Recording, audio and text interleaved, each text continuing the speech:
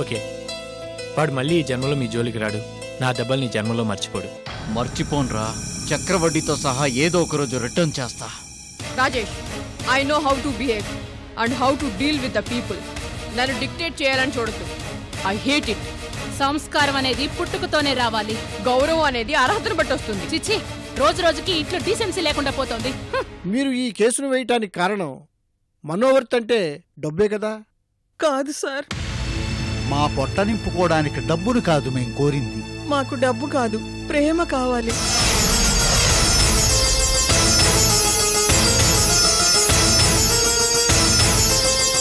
Currency కాదు, కారుణ్యం కావాలి.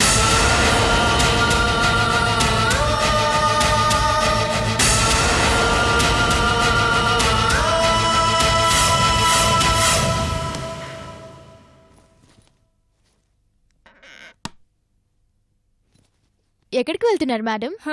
మళ్ళీ అడిగావా? మొన్న రెస్టారెంట్లో చూసావే, అతనికి ట్రీట్ ఇవ్వడానికి.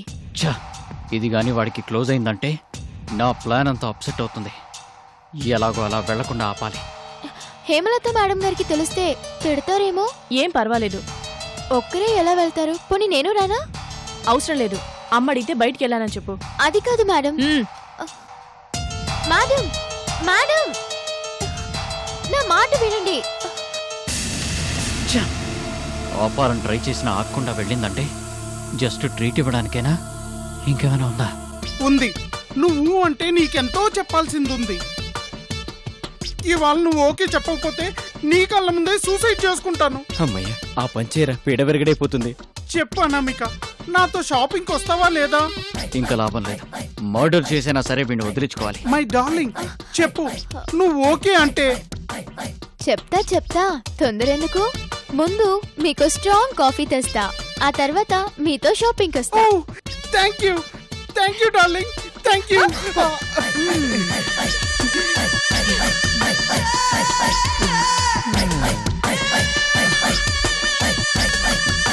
వారిని ఏమి తంటరా మీది?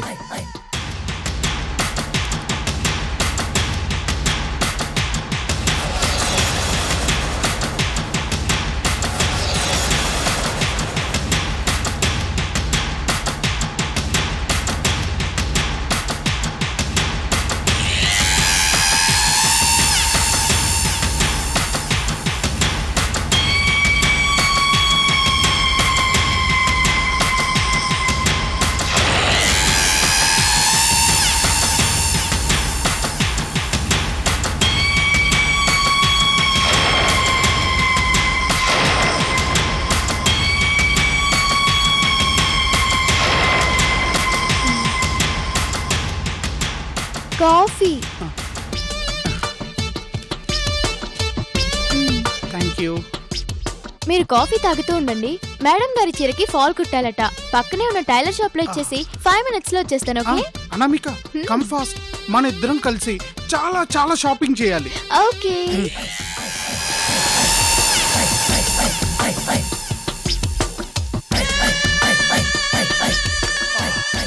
రామ్మూర్తి గారు, కాఫీ ఎలా ఉంది? స్ట్రాంగ్ గా లేదు? డబుల్ స్ట్రాంగ్ గా ఉంది సార్. కలిపింది ఎవరనుకుంటున్నావు? మై స్వీట్ డార్లింగ్, నా అనామిక. ఎంత స్ట్రాంగ్ గా ఉంది, ఎంత ఘాటైన వాసన. కడుపులోని ప్రేమనంతా ఈ కాఫీలో నింపుకొని వచ్చింది. ఈ కాఫీ తాగితే డైరెక్ట్ గా స్వర్గానికే. కరెక్ట్ గా చెప్పావురా సూరిగా. ఎలకల మందు కలిపిన ఆ కాఫీ తాగితే డైరెక్ట్ గా స్వర్గానికే. ఇవాల్టితో నీ చాప్టర్ క్లోజ్.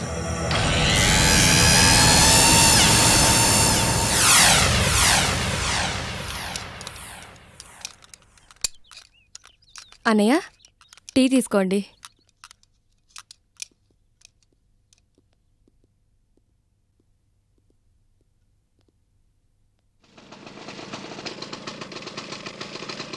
బండి కండిషన్లోనే ఉన్నట్టుంది. నేనొచ్చింది సర్వీసింగ్ కోసం కాదు, శ్రీనివాస్ గారి కోసం. శ్రీనివాస్ గారి కోసమా? లోపలున్నారు. Okay, thank you.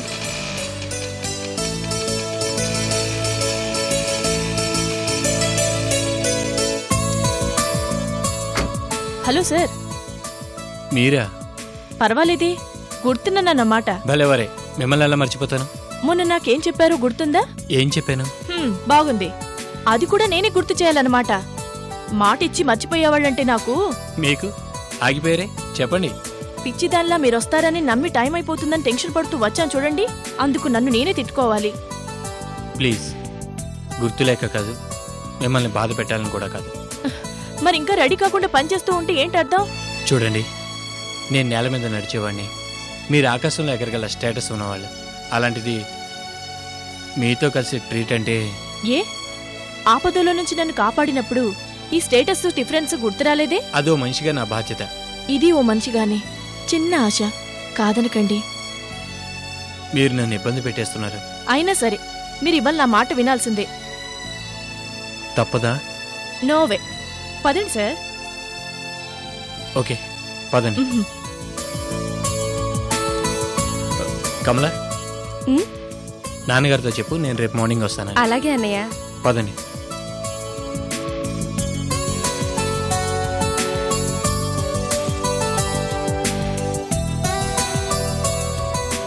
కూర్చోండి. మీ వెనుక? ఏ ఆడపిల్ల వెనుక కూర్చోవడానికి నామోషేనా? నోనో.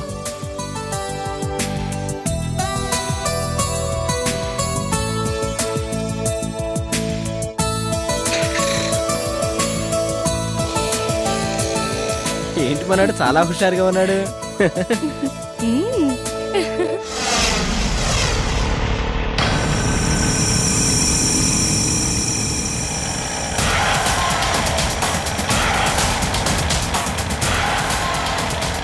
ఆటో త్వరగా పోనీ. ఏయ్ వెనక్కి కాదు బే, ముందుకెళ్ళి బ్రేక్ వే.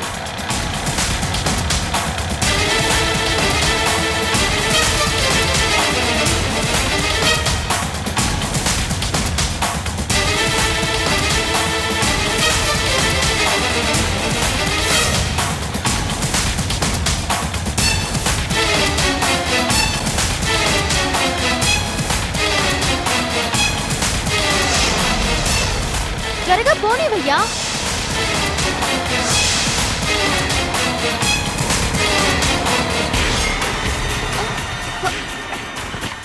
ఏమైంది? పెట్రోల్ అయిపోయిందమ్మా.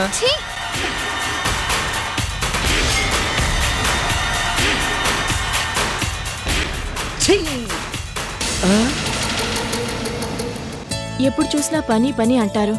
మీకుగా రిలాక్స్ అవ్వాలని ఎప్పుడూ అనిపించదా? రోజు పనిచేస్తేనే గానీ జీతం రాని లైఫ్ నాది. ఇంకా రిలాక్సేషన్ టైం ఎక్కడుంది? మొత్తానికి ఎలాగైతేనే బయటకొచ్చారు. ఏం తీసుకుందాం? మీ ఇష్టం. నాకేదిష్టమో మీకు అదే నచ్చాలని గ్యారెంటీ ఉందా? తినడం వరకైతే మీ చాయిసే నా చాయిస్. అంటే అన్నిట్లో కాదనమాట. What you want? 2 ice creams. Okay madam. మీరు మాట్లాడకపోయినా నేనే వెంటపడి మాట్లాడుతున్నానని చులకనగా ఉందా? నోనో, అలాంటిదేం లేదు. నాకు ఎక్కువగా మాట్లాడడం రాదు. నా దగ్గర ట్యూషన్కి చేరండి. రోజుకో గంట చాలు. 3 నెలల్లో ఆంగ్లేయుల వల్లే ధారాళంగా మాట్లాడతారు. అమ్మయ్యా, నవ్వారు సార్. తమని నవ్వించడానికి మేం మిమిక్రీ కూడా నేర్చుకోవాలి కాబోలు. మీరు చాలా బాగా మాట్లాడతారు. ఏమో, ఇన్నేళ్ళు ఇంట్లోనూ బయట రిజర్వ్గా మూగదానిలానే ఉండిపోయాను. మీతో పరిచయం అయ్యాక తవ్విన కొద్దీ భూమిలో నుంచి నీళ్లు బయటకు వచ్చినట్టు నాకే తెలియకుండా గలగల మాట్లాడేస్తున్నాను.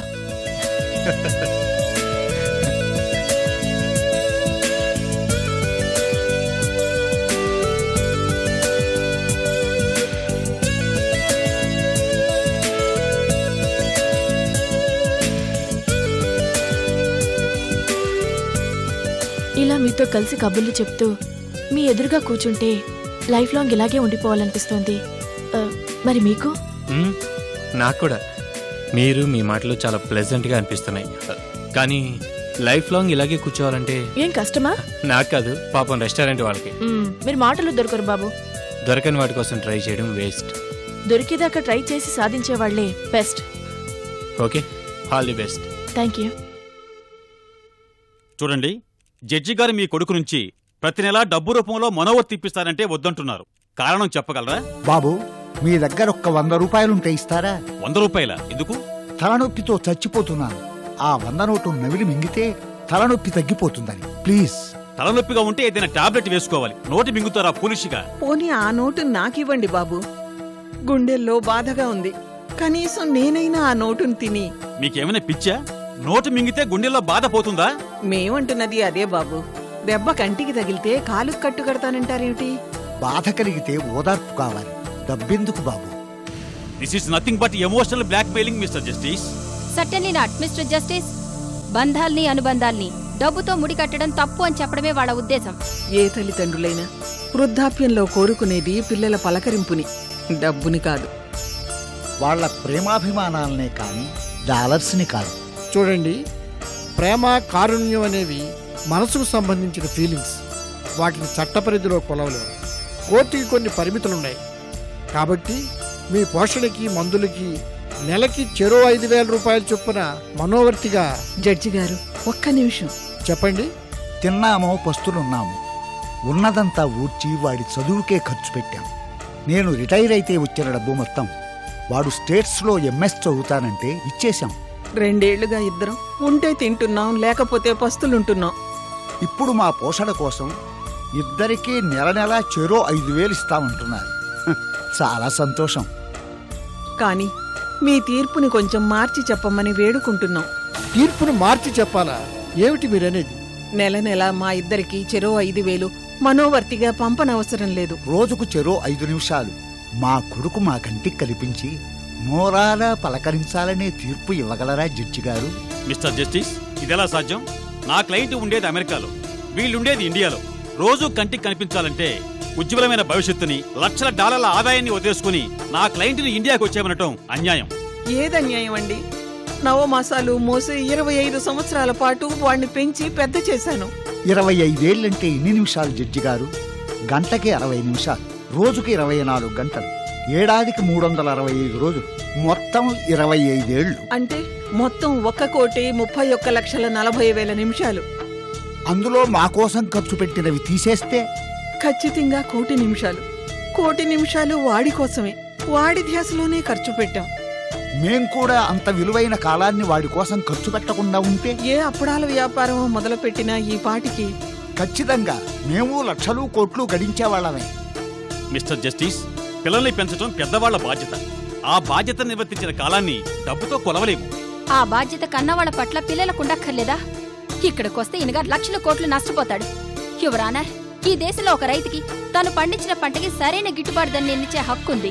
ఒక బిజినెస్ మ్యాన్ తాను ఉత్పత్తి చేసిన ప్రోడక్ట్ కి సరైన ధరని తనే నిర్ణయిస్తాడు. పోలీస్ వాళ్ళకి హక్కులున్నాయి, ఉద్యోగస్తులకు హక్కులున్నాయి, కార్మికులకు హక్కులున్నాయి, మనకి హక్కులున్నాయి. ఈ దేశంలో ఏ హక్కు లేని దౌర్భాగ్యం ఒక్క పిల్లల్ని కన్నా తల్లిదండ్రులదేనా?